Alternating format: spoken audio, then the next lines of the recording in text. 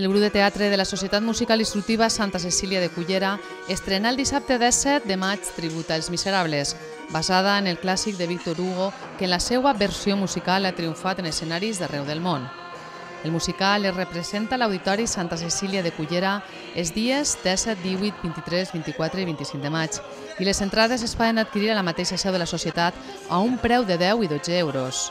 Tribut als Miserables és un gran muntatge teatral en què participen 92 persones entre actors, músics, tècnics i personal d'hotelleria i maquillatge, perruqueria i sastreria.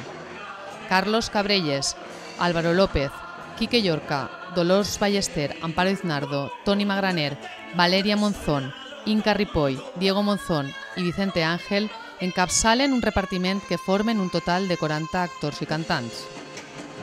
Veus i música en directe amb una orquestra de 21 músics pertanyents a la banda sinfònica de la Societat Musical Santa Cecília garanteixen un espectacle de gran nivell que, sens dubte, emociona el públic assistent.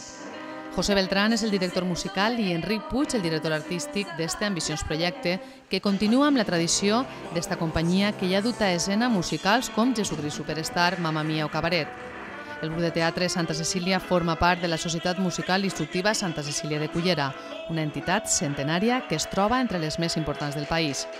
Més de 50 anys de sarsueles, teatre i musicals avalen la trajectòria d'esta companyia amateur, que va sorgir com una manera més d'aconseguir fons per al funcionament de la societat musical.